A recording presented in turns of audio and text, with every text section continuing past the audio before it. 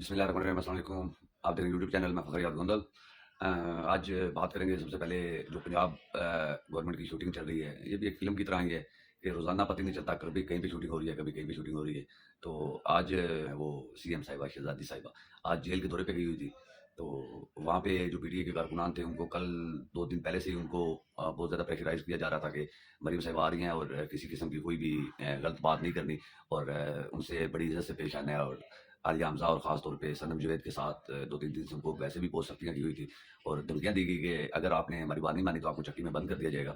तो बादशाहज़ादी क्या बात है कि मतलब बादशाह फिर ऐसे ही आते हैं, बादशाहों के आगे कोई हिल तो नहीं सकता है ना, कोई बादशाहों के आगे सर झुकाया जाता है। और वो हमें बार-बार बताते हैं कि हम यहाँ हुकूमत नहीं करते, हम बादशाह हैं। और जो उनके ऊपर हैं वो माशाल्लाह उनकी इतनी सपोर्ट है कि आजकल तो मुझे लगता है अगर किसी ने इंसाफ लेना हो तो मरीम नवाज़ साहिबा से रब्ता किया जाए। कहीं जाने की ज़रूरत ही नहीं है, अदालतों में जाने की भी ज़रूरत नहीं है। किसी का नाम जेल में डला हो, अगर उन्होंने निकलवाना हो तो वो मरीम से रब्ता करे फ़ौरी उसी वक़्त। तो इस बात पे फिर मैं यही कहूँगा कि अगर किसी ने इंसाफ माँगना हो तो वो मरियम बीबी से अपील किया करें, फ़ौरन उनको इंसाफ मिल जाएगा। अगलों ने इनकी ख्वाहिश पूरी करने के लिए, ये इतनी मतलब पावरफुल हैं, इतनी ताकतवर हैं कि इनकी ख्वाहिश पूरी करने के लिए हुकूमतें तक गिरा दी। मैंडेट चोरी किया गया, वोट की ताकत को बदला गया, मैंडेट को बदला गया, इनके हुक्म पे जाद आते हुए। तो इसी ऐसे नाम निकलवाना इनके लिए कौन-सा बड़ी बात थी। और वैसे भी सुना हुआ है कि मुगल बादशाह दौर में अगर वो किसी भी, मैं लफ्ज़ नहीं बोलूँगा, वो उससे खुश होते थे तो उनको किसी न किसी रियासत की रानी बना दिया करते थे। और वही यहाँ पे नज़र आ रहा है कि उनको रानी बना के रखा हुआ है। और क्योंकि वहाँ पे वोटों से ना ही मुंतखब हुकूमत है, ना ही इसको पाकिस्तानी मानते हैं और ना ही हम मानेंगे। हम पहले कह चुके हैं कि मैंडेट चोरी हुआ है, पाकिस्तानियों का वोट चोरी किया गया है। और अब तो इलेक्शन कमिश्नर ने बड़े-बड़े इंसाफ कर दिए हैं। पता नहीं कौन से खौफ और डर की वजह से वो जो इंटरव्यू दे बैठे हैं, जैसे बाजवा साहब ने इंटरव्यू दिया था और फँसे थे, तो इतने इंसाफ कर दिए हैं कि अब अदालतों को चीफ जस्टिस को और क्या सबूत चाहिए, जब अगला खुद बता रहा है फ़ोन करके कि हमारे इख्तिलाफ़ात शुरू हुए थे सेनेट इलेक्शन से। जब इमरान खान साहब ने कहा था कि ओपन बेल्ट पे इलेक्शन करवाया जाए और ये कहते थे नहीं हमने अंदर ही करवाने हैं, क्योंकि पैसा चलता है भई, ठप्पे लगते हैं, फिर पैसा चलता है और इनके भी घर तभी चलते हैं। आपको बताया कि इनके बच्चों के रगों में जो खून दौड़ रहा है वो खून नहीं है, वो हराम की कमाई है।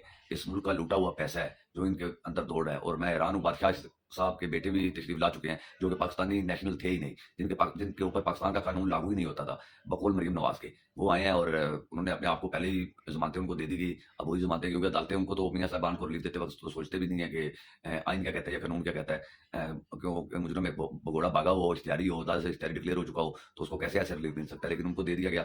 और अभी तक वही बादशाहों वाला काम चल रहा है और बादशाह जो है वो अपने हुक्म चला रहे हैं पाकिस्तानियों पे। अब बात करते हैं टाउट सहाफ़ियों पे। लिफाफा जो सहाफ़ी हैं, कभी कोई चिड़िया वाला आ जाता है, कभी वो सुहेल वड़ाई साहब आ जाते हैं। मैं तो हैरान हूँ, पंजाबी कहते हैं कब्रां में घड़ियां लत्तां न ते शौक अपने वेखो, गल्लां अपनियां वेखो।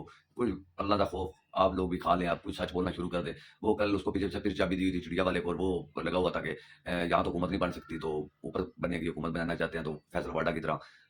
फैसल वाडा भी उन्हीं की नुमाइंदा है, वो चिड़िया वाला भी उन्हीं की नुमाइंदा है। और आज सुहेल वड़ाई साहब जो नई बात कर रहे हैं कि इलेक्शन हो चुके हैं, मामलात को नॉर्मल करना चाहिए, इमरान खान को कैद से निकाल के नज़रबंद किया जाए और उनसे मुज़ाकरात किया जाए। हद है, ये आप लोगों के बाप का मुल्क है कि आप किसी को 200 पर्चे नजायज़ पहले काटें, फिर उसमें नजायज़ सज़ाएँ दिलवाएँ, फिर उसके बाद उसको उधर से निकाल के जेल से घर में नज़रबंद कर दें। वो 75% 80% लोगों की नुमाइंदगी करता है वो बंदा। और मैं आपको बार-बार बता चुका हूँ कि ये जो बार-बार ये नून लीग और ये चमचे जो लड़वाने की कोशिश कर रहे हैं 80% पाकिस्तानियों को, मैं पीटीआई का नाम नहीं लूँगा, 80% पाकिस्तानियों को लड़वाने की कोशिश कर रहे हैं एक अदारे के साथ। अदारा कौन-सा? एस्टेब्लिशमेंट के साथ लड़वाने की कोशिश की जा रही है। अभी तक इसी चीज़ में लगे हुए हैं कि इनकी आपस में लड़ाई करवा दी जाए। और अब तो फ़ौज को भी सोचना चाहिए कि ये किनके साथ लड़ना चाह रहे हैं, ये किनके साथ लड़वा किनके साथ रहे हैं। ये 20% लोग मुट्ठी भर लोग हैं और ये कोई पाकिस्तान के खैर ख्वाह भी नहीं है, ना किसी अदारे के खैर ख्वाह हैं, ना इस मुल्क के खैर ख्वाह हैं। इन्होंने बैंक बैलेंस अपने बाहर रखे हुए हैं, बच्चे इनके नेशनल हैं बाहर सारे।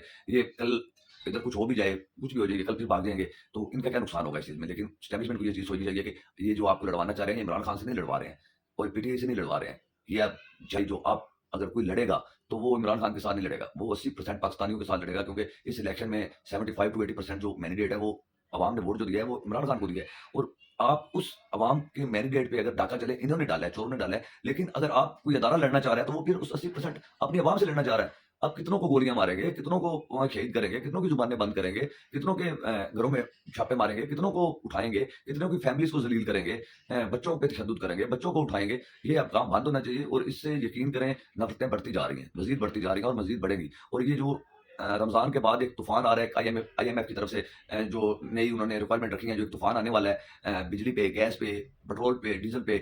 پاکستانی پہلے ہی بہت مجبور اور تنگ ہو چکے ہیں، عوام، غریب عوام جو ہے وہ فاقے پڑے ہوئے ہیں ان کے گھروں میں، ان کے پاس کھانے کے لیے کچھ نہیں ہے، وہ بل دے گیس کے، بجلی کے، کیا کیا کرے وہ۔ لیکن آپ لوگوں کو سمجھ نہیں آ رہی، آپ لوگ اوپر بیٹھ کے صرف ایک ہی بات رٹ لگائے بیٹھے ہیں کہ عمران خان نہیں ہوگا، عمران خان ہوگا۔ یہ پاکستان ہے تو عمران خان ہے، عمران خان ہے تو پاکستان ہے، پاکستانی ہے تو عمران خان کے ساتھ ہیں، عمران خان ہے تو یہ پاکستانی ہے۔ یہ جو 80% پاکستانی ہیں، یہ اسی کے پیچھے کھڑے ہیں اور اسی کے پیچھے کھڑے رہیں گے۔ اور اگر وہ پھر بار بار بات آتی ہے، پہلے بھی کہہ چکا ہوں کہ یہ تو ایک پی ٹی آئی والوں نے کہا تھا کہ ریڈ لائن، یہ اب پاکستانی 80% لوگوں کی ریڈ لائن بن چکی ہے، جنہوں نے باہر نکل کے ووٹ کاسٹ کیا ہے نا۔ یہ جو کہتے ہیں شہروں کے رزلٹ اور تھے اور دیہاتوں میں رزلٹ تھے، برادری وائز، اور یہ وہ، یہ لفافے 4-10 بیٹھے ہوتے ہیں، یقین کریں کہ گاؤں لیول پہ، یونین کونسل لیول پہ کسی نے ووٹ تک نہیں مانگا پی ٹی آئی کا، اور اتنے ووٹ پڑے ہیں، اتنے ووٹ پڑے ہیں کہ آپ کی سوچ بھی نہیں جا سکتی ادھر، اور اگر دلوں میں بستا ہے وہ۔